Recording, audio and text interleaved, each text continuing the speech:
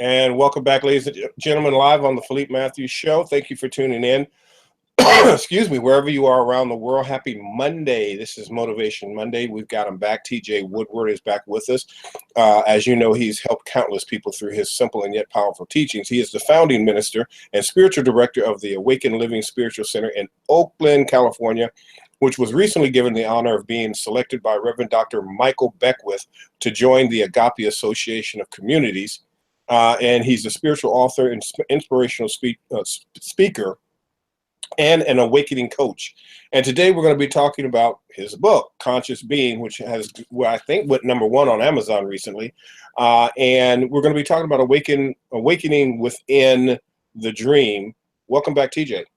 Thank you, Philippe. Always wonderful to be with you. We missed 2 Mondays. I was saying, you know, in the green room, it feels like it's been like several months. Even though I know I've gotten used to my weekly motivation and conversation with you, and I'm like, oh wow, you look different. And so,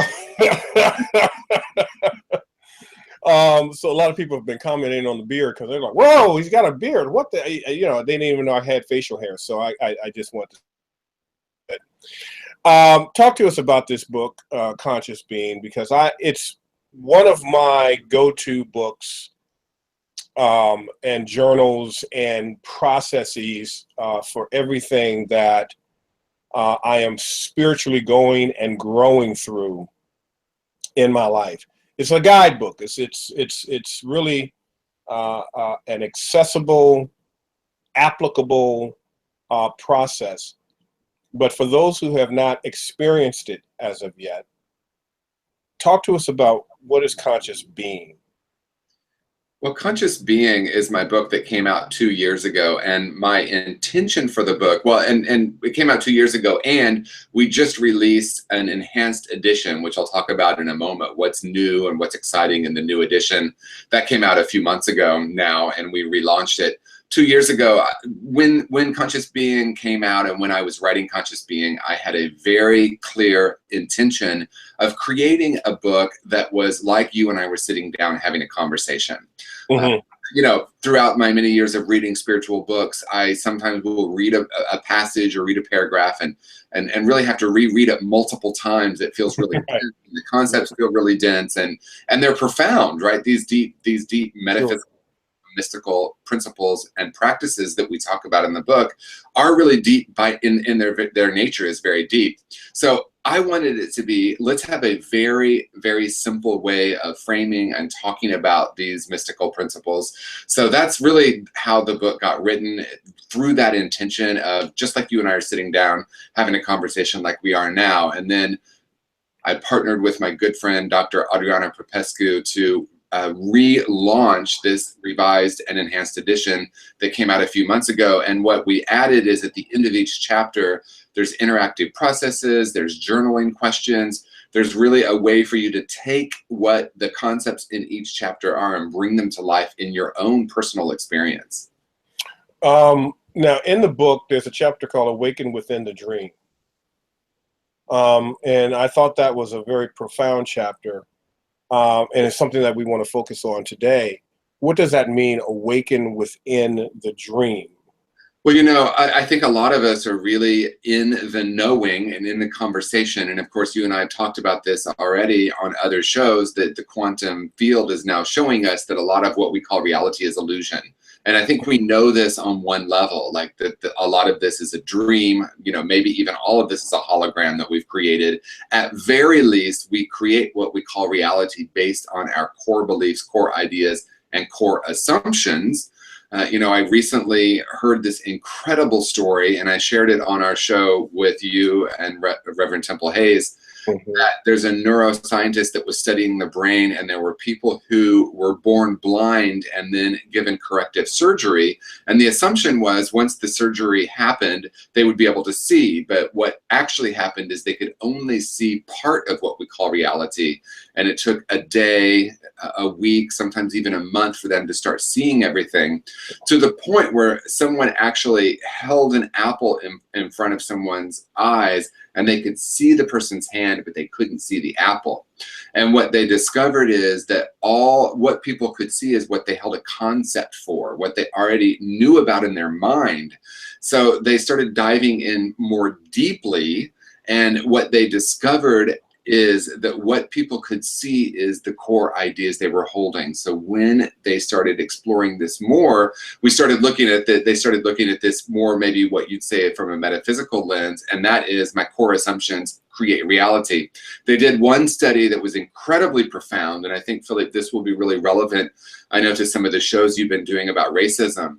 We actually had a really, really powerful experience yesterday at Awakened Living in Oakland.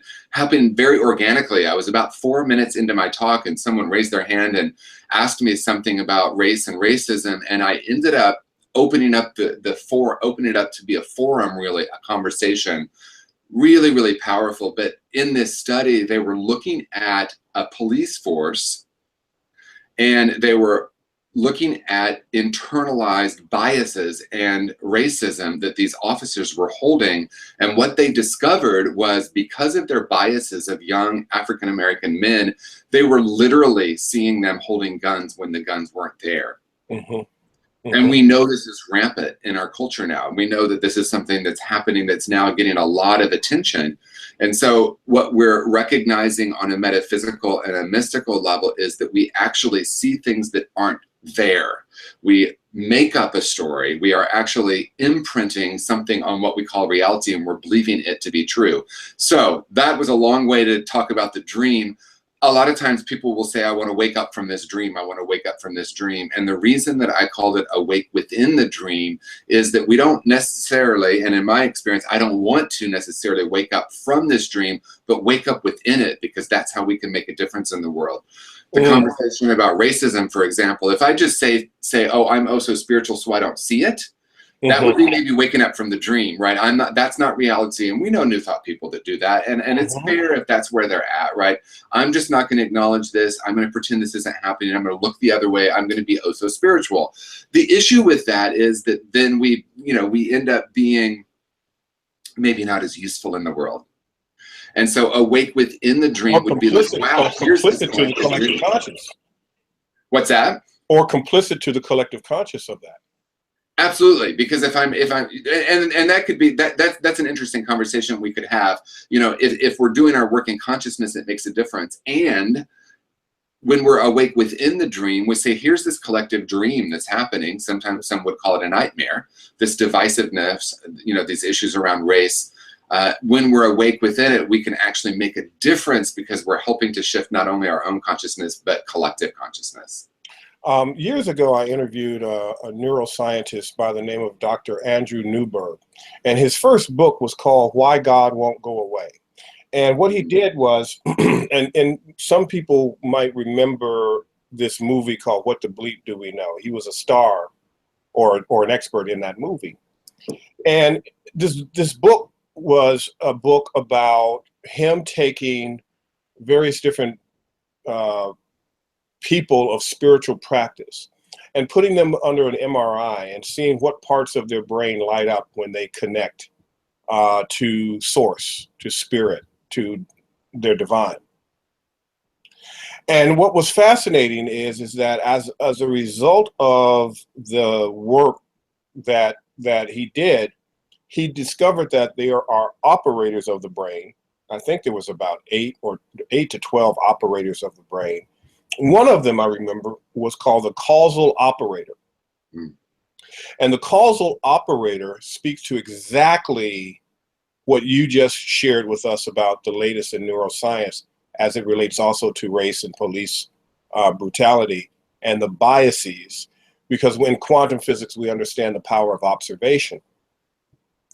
And what you observe is what it manifests and becomes. We're going to be doing, you and I and Temple, we're going to be doing an in-depth webinar and critical analysis of the law of attraction. and go very deep into neuroscience and the manifestation processes of that. But the causal operator that Dr. Andrew Newberg talks about is a part of the brain that, and this was fascinating, if, like you said, the apple didn't, they saw the hand, but they didn't see the apple. The brain works in twos. It has to have a positive. It has to have a negative. It has to have an opposite. Otherwise, it becomes distorted. And so the brain literally creates, even if it's not there, it creates the myth. It creates the thing. And that's the bias that you're talking about with the cops over the years, the socialization of just being what it takes to be a cop. Now let's look at that for a moment as we look at conscious being. When we look at the military, we hope that when they're deployed, they have a timeline when they'll be able to come home and decompress from the constant onslaught of war and the mental, physical, psychological pressure that takes. Well, cops don't get that. They're there every day, looking at and dealing with the worst of society. What does that do to the brain? What does that do to you neurologically? And what does that do in terms of if you have racial biases? Does it enhance it or does it diminish it? Well, of course, it enhances it. And so these are things that these are conversations when we talk metaphysically that we need to also understand and look at. And yes, these are atrocities, but they come from a metaphysical place. There's a lineage there. It can be traced. And so when you look at, and this is why I love your book, your work, is that when you look at spirituality is science unseen. Science is spirituality seen. And so when we look at this concept of manifestation of observation, that we really, really create our reality and we create our perceptions of reality. And it's so instantaneous and intermingled that we get lost in our own holodeck. Yeah. And what you're doing in the work that you're doing, and I love the distinction of awakening within the dream versus awakening from the dream.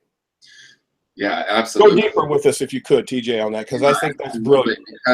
Because when we get into this conversation, we start to ask the question, well, there's multiple questions we could ask. One valuable question to me is, how can I serve the new paradigm? How can I serve the world? Which is very different than how can I save the world, right? Because once I say, I need to save the world, I'm creating more duality, right? And that's where, when we start getting into the conversation about the problem, there's no way we can really talk about it. I mean, you and I, are sitting here having this conversation.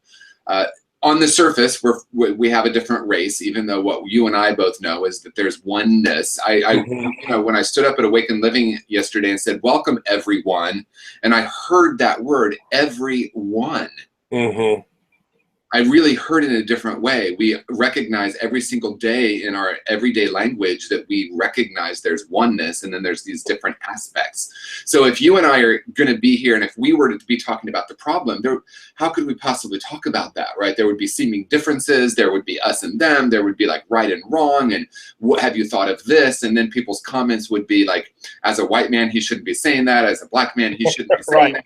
Right. And then it goes on and on and on. And when we move into this deeper conversation, we move into a conversation of personal accountability.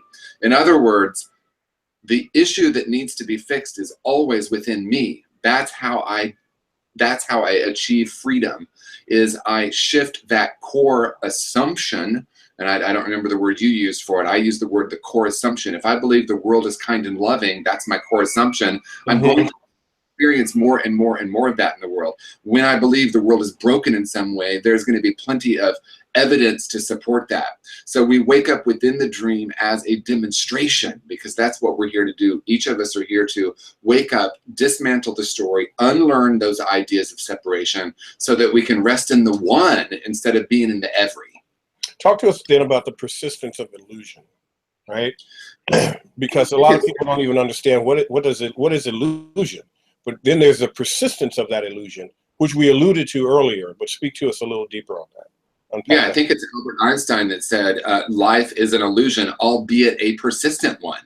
And so it's persistent, and especially if we get caught up in the media, especially if we get caught up, you and I have talked about doing a show where we simply read the comments that people offer on social media. I mean, it's brutal, right? So if I'm getting, kind of pulled into that, that's what we, in metaphysics. Like Jimmy Kimmel's mean tweets. Exactly. Yeah. Oh, and I don't even know someone's already doing this, of course, but that when we get pulled by that, in metaphysics, we call it race consciousness, not about race, but about the human race and the consciousness of the human race. When we buy these stories, when we believe these stories, we begin to plant those seeds, and we see more and more and more of it. So when we wake up within the dream, first step is to recognize that it's an illusion that I'm creating based in consciousness. What we want to be careful with, and this is where I hear people using, that I would call maybe pop metaphysics, right? Just like a very small understanding of it. Well, what did you do to create that? We start blaming. We start using it like in a magic way. I'm not saying that I, as an individual, have created this entire idea of racism and I, in an instant, can unlearn it. Maybe. But for most of us, what I really mean is to recognize that when we do this deeper work of clearing that lens, when we begin to question all our core ideas, core beliefs, and core assumptions about the world, we start to recognize that maybe what I was experiencing externally was something unresolved internally. And it doesn't mean that it magically changes the situation, but what it means is I have a different experience of it. What I once was calling horrific, now I recognize as something that's here for our evolution, for our waking up. 6 months ago, when our president came into power, if you will, you and I did a series of shows on how much power are we going to give all of that. Are we going to call it horrible? Are we going to call it division? So we're going to create more of it. So this is really about clearing that lens and unlearning and recognizing that relative reality is very persistent. That illusion is very persistent. So that's why we call it a spiritual practice. Yeah, I like that because, here's the thing. We're not in denial. Right. Certainly, like when you talked about pop metaphysics, I love that term. That's what I'm going to use from this point on. When you talk about pop metaphysics, a lot of people use metaphysics as a way to deny something. And actually, one of the core principles of New Thought metaphysics, which I think is completely outdated, that Charles and Myrtle Fillmore created when they, in 1891, when they created New Thought metaphysics, was affirmations and denials. Yeah. Well, what an oxymoron we now know as a result of quantum mechanics. You can't deny anything out of existence. You only bring it forth that much more. And so speak to us a little deeper, if you could, about unlearning and living beyond our concepts as it relates to that denial. Yeah, thank you. Well, this is so fascinating. As a student of Unity, which is, Myrtle and Charles Fillmore, actually what they were teaching in denial and affirmation was denying the power that held over you. It got interpreted as denying the situation. So you are onto something extremely huge, of course, because you're amazing. You are who you are. When we deny the situation, like I would say, racism doesn't exist. Right. Is that going to serve me? Or I can say, racism isn't going to have power over me in this moment. It has no power over me. I choose love. I choose love in the midst of it. So the denial would be racism does not have power over me. The affirmation would be, I see everyone as equal, or I see love. I am love. even more powerful, right? So that's the denial affirmation process. What ended up happening is it got interpreted over the years through the ego, and we would start, I mean, I remember someone saying to me, germs don't exist. That's my denial. Germs don't exist. They're not real. Well, that's great. Yeah. Or something maybe more powerful would be, germs have no power over me. That's the denial. The affirmation is, I am whole and well and thriving in every way. So, you know, the unlearning, I think, is what we're talking about, right? Is that the question? I got off on my... Yeah, it's like, you know, a close friend of mine had a cancer scare recently, a couple of weeks ago. And I was talking to him, and he was saying, you know, dude, I'm you know, I'm a positive cat, but I'm terrified. And I said, well, you know, you might, from the looks of it, because you haven't got the true, you know, the studies haven't come back yet, you might have cancer, but cancer doesn't have you. Right. And you know, I saw his eyes light up. Is that, yes, you're going to have a problem. You're going to have some issues. But those issues are not your definition of self. Yeah. And so that's what, so yes, unlearning is what, so yes, so I please continue down this path. I think we're onto something here that a lot of people really need to understand, these nuances as it relates to metaphysics. Yeah. And that we get stuck on. Yeah. And you, of course, one more time, onto something really big. You know, we consistently have a consciousness that we fight disease, that we are against disease. I mean, you know, I can't tell you, you know, how many times I read, when someone passes away, we say such and such lost their battle with cancer. And it's battling, we're against, we're struggling, and there's something much more powerful, and that is shifting into knowing that's not the truth of who and what we are. That's not, it does not, as you say, have us.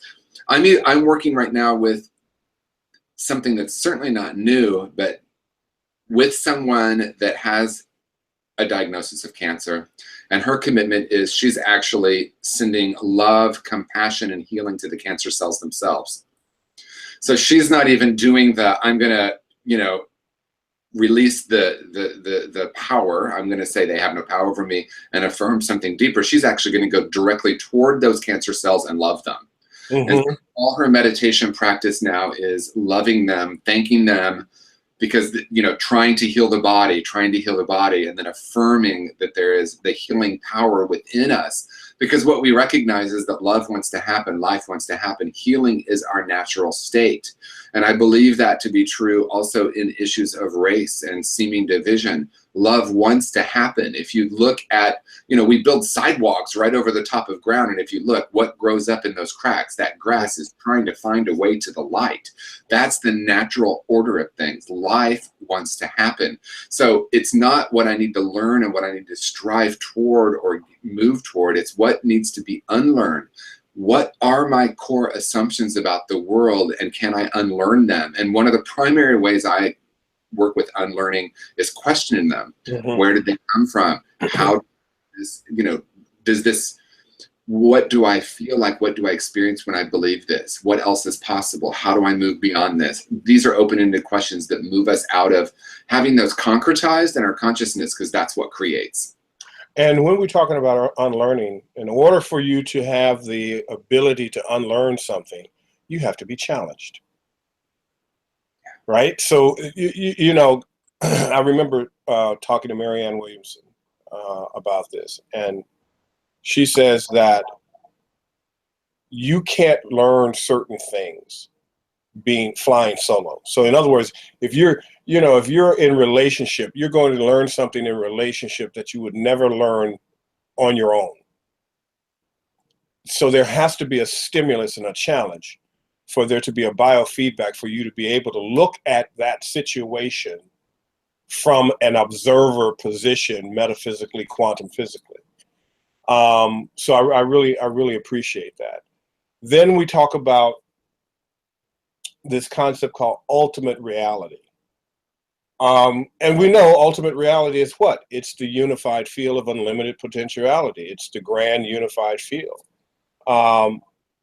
But we don't understand that we not only have the power to imprint on this cosmic jelly of creation, but we're constantly imprinting when we're not even thinking, because whatever our core consciousness is, our subconscious, that is the signal and the frequency that's constantly going out.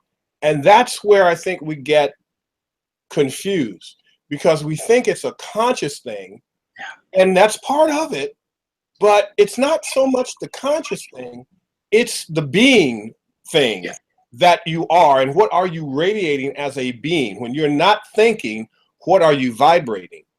And what is that frequency tuned into? And you use your conscious mind to tweak it. But we don't look at it from that perspective. Pop metaphysics is like, okay, you got to use your mind to create cause and effect. And this, no, that's not what this is about. Talk to us about ultimate reality. Yeah, absolutely. Well, you just said it so beautifully. That's it. It's that felt sense. It's that core vibration that I'm holding that creates. So if I'm holding, for example, if I'm holding a core vibration that I am not lovable, no relationship, no amount of love will ever be enough. If I'm holding a core vibration that there's something broken here, I'm probably going to be trying to prove things in the outer realm. So I'm going to be using my conscious mind to create, but it's never enough, right? It never satisfies that core vibration. And then we get mixed results at least, or we don't get the results we want. So how do we change core vibration? Because it's really a tricky conversation, right? It's like there's these different layers. The ultimate truth of who and what we are, in my experience, is this unchangeable, field of infinite potential that you're talking about. We could call that God or source or light, whatever word we use for that. Then we have this individual consciousness, the everybody, right? My own individual expression. I might be holding a lot of core beliefs or core false beliefs about who and what I am. And to me, the deeper work is questioning those, unlearning those, creating an environment for me to really dismantle those core false beliefs, because that vibration to match up with the universe, right? The vibration that I'm holding is what's going to create. It doesn't really matter so much what's happening in my conscious mind. That doesn't mean, that the conscious mind isn't a part of it, and it's important. Watching our language, watching our intention, watching how we talk about a situation, all that is very, very important. But what I'm hearing you saying, and what you and I talk about, is that's not it. That's the first layer. The deeper layer is the felt sense. It's that core vibration that I'm holding, because that's what's ultimately going to create. Absolutely, absolutely. A question. Like I said, we're getting ready to. Well, it's not really a secret, but we're getting ready to secretly launch an amazing 3-part series on manifestation at the highest metaphysical level. And it's me, you, and Temple Hayes, and all three of us have several demonstrative stories and experiences of in our lives, individually and collectively, how we have been able to manifest over and over again, and do it consistently. And one of the things that we all three have been able to do consistently is, and I'm going to give this question away, even though it's something that I would give away in the webinar. But the question that, if you're watching, ladies and gentlemen, you write this question down, and that is, what are my core unconscious beliefs? Now, I know that sounds oxymoron. How would I know they're unconscious, Philippe? Well, yes, that's the issue. That's the thing, because here's the thing. You can't ask a question without getting an answer. Right. It's not possible. And so now this is where you really get into the mystery of the mystics. When you ask the question to the divine, to the quantum field, to spirit, you're asking for something to be revealed to you, uncovered for you, because you don't know it. But the fact that you're acknowledging that you have an unconscious core beliefs is now saying, oh, okay, well, I was hidden. I was just kind of down here running the show.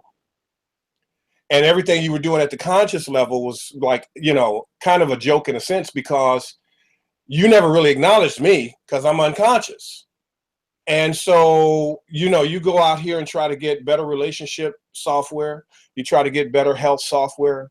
You try to get better spiritual software, but you're putting it on an operating system of unconscious beliefs that operating system is saying, I'm rejecting all of this stuff that you're bringing in.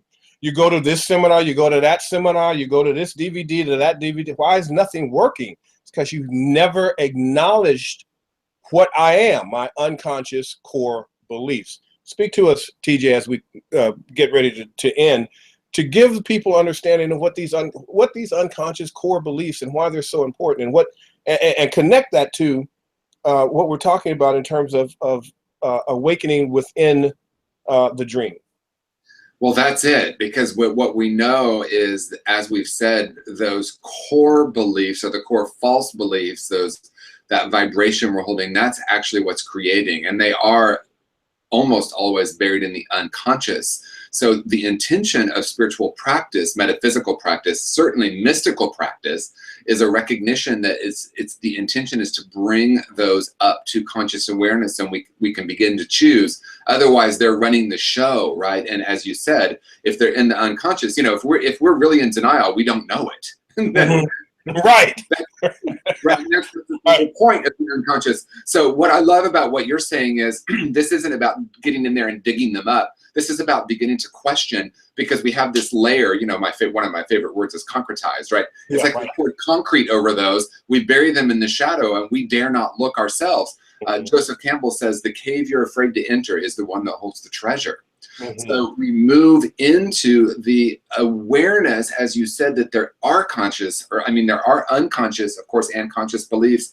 And when we begin to ask the question, what I like about it is it begins to open up the possibility, and then things will start to emerge. And that's why a big part of this deeper work is working with the shadow.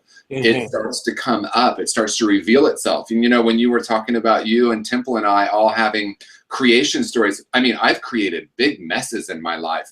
Mm-hmm. Those are just as powerful, because I got to see, oh, wow, the core belief that I wasn't worthy created that. This principle works in a really powerful way. This isn't about, for me, this isn't about excavating in any kind of really deep and powerful, like, it's not an aggressive process. Mm-hmm. This is about questioning. This is about allowing that unconscious to emerge. That's why time in the silence is important. That's why spiritual community is important. Most of all, what's important is for me to recognize that they're there, and that I now have the courage to allow them to emerge. And that's where oneness really comes into play. As long as I'm judging someone else, as long as I'm continuing to project all my stuff onto someone else, I'm not going to get down to that. If we're stuck in victim consciousness, that's not going to emerge. As soon as I'm judging someone else, I've buried that even more deeply.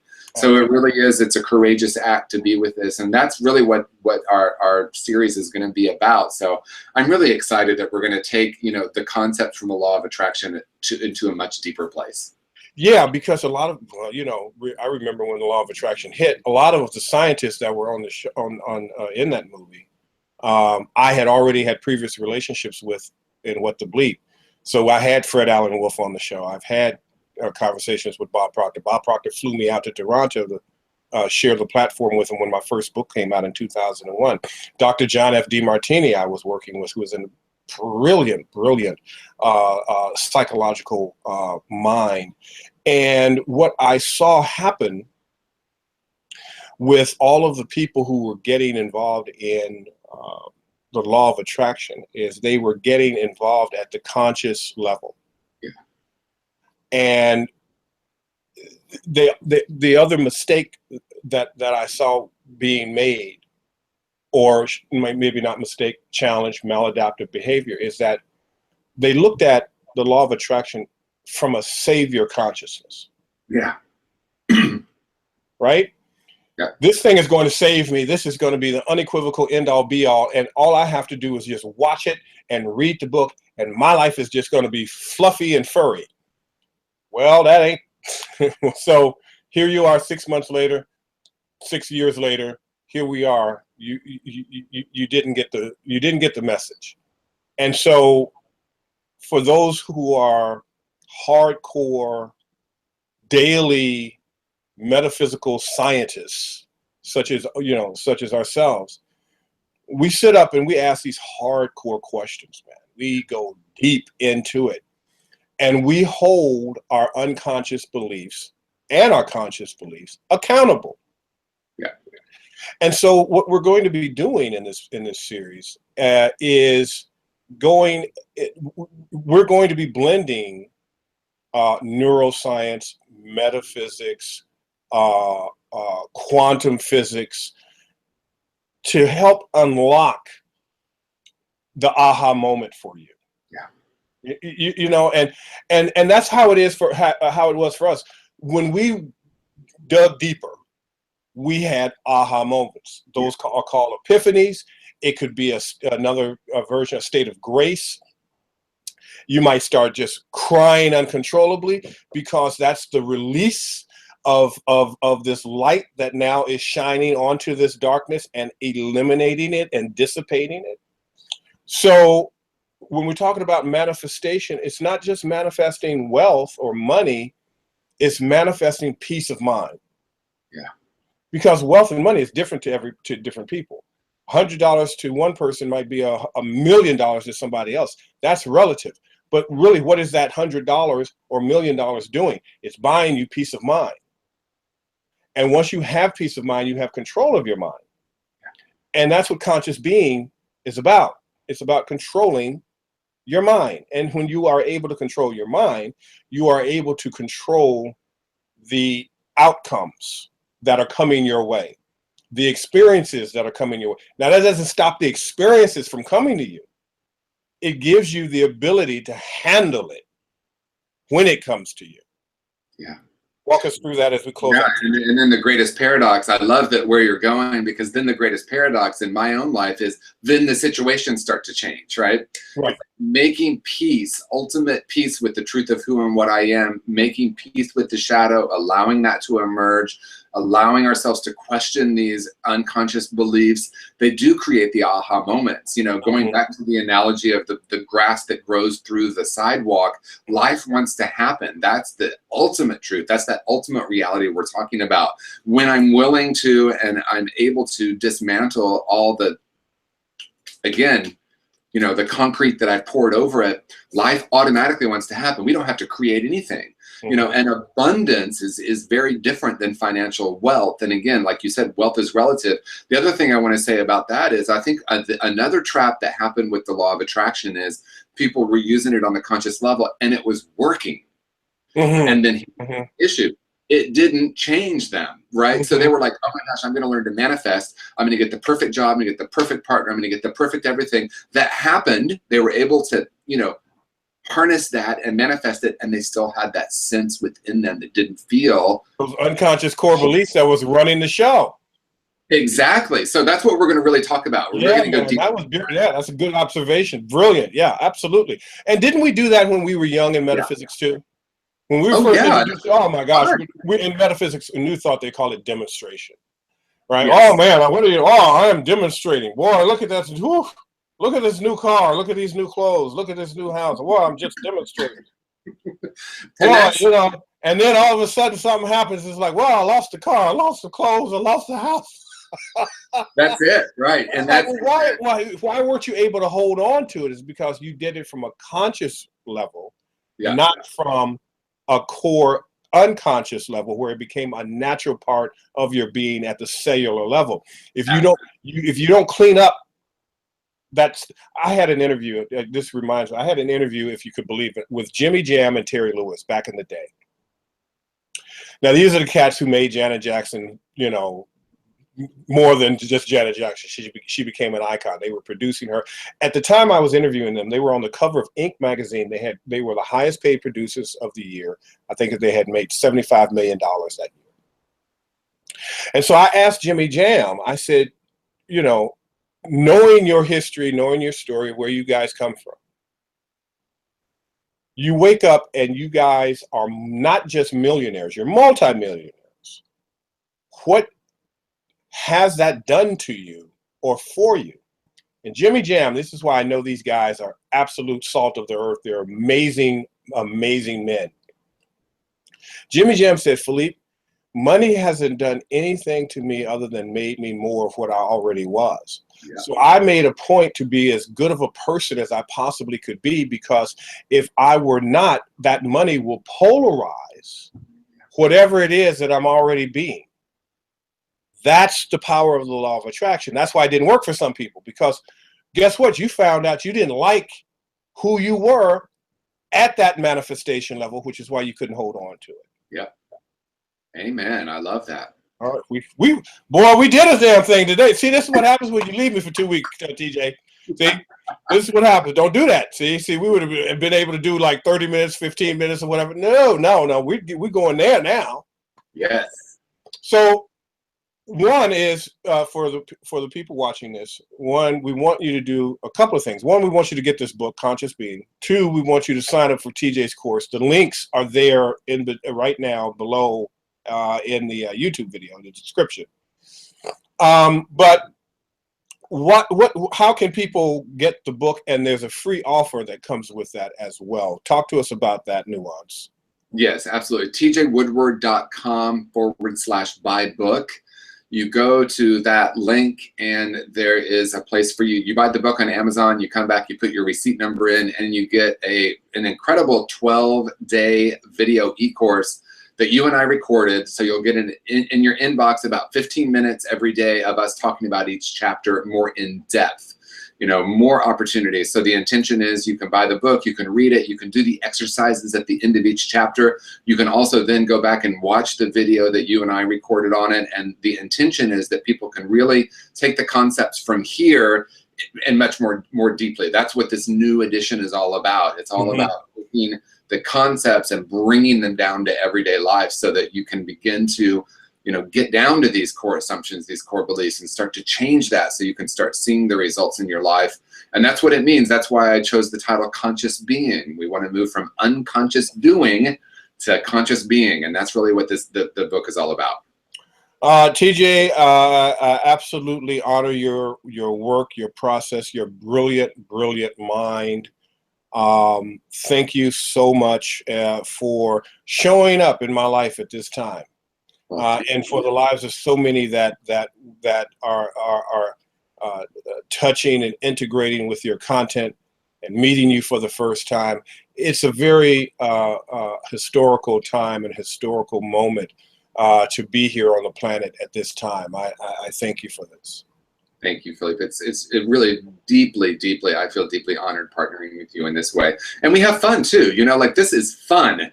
That's one of the great, it's not so serious. This is like, wow, my life is more present, more happier than I've ever been. I have more energy than I've ever had.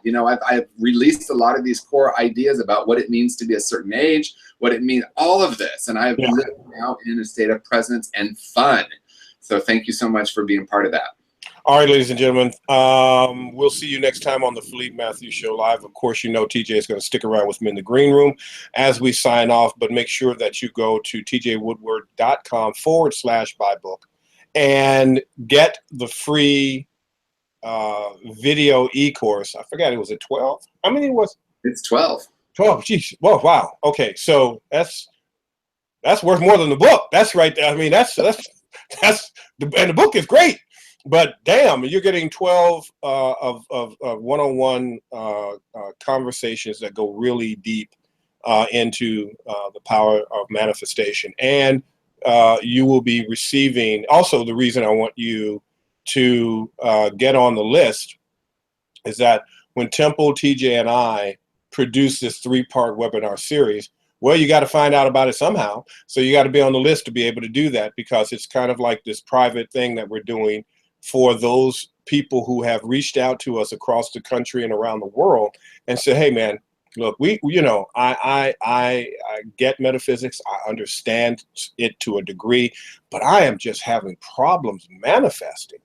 So we decided that we're going to take all of our collective knowledge, which is probably over 70 years collectively, and put it into a 3-part video webinar series that's going to be pre-recorded. It's not going to be live. We're going to put it together and then we're going to release it, and we're almost just going to give it away in a sense, but it's something that you will not be the same.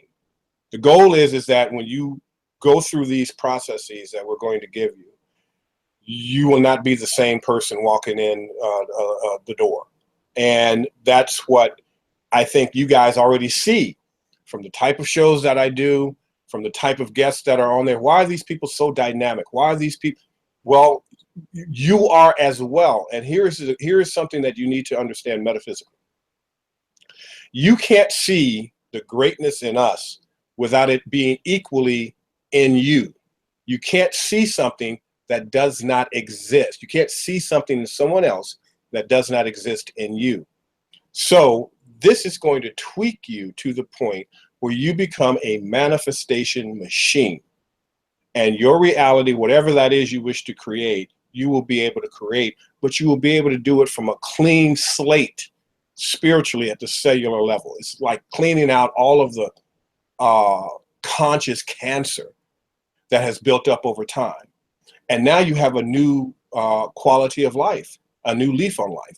That's what this is about. That's why I need you to go to tjwoodward.com/buy book, get on the email list, get the course, which is free, go through the course, and then get ready to receive an email that's going to take you to a completely different level in life.